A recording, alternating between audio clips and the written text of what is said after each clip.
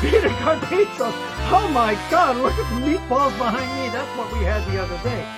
Meatballs with ricotta cheese that makes them moist, and you put them on the stove and your sauce, your gravy, and you cook them for hours, and by God, they'll melt in your mouth.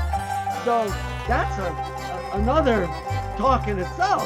But to make meatballs is a traditional, Americanized, but it's also in Italy and Greece. Everybody makes meatballs. The Mediterranean loves meatballs. People love meatballs and spaghetti.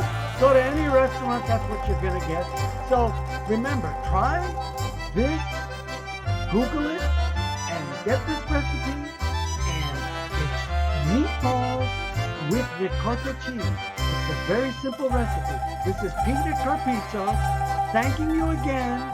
And we love you all. Subscribe, share, like, and we'll see you in the internet. Peace.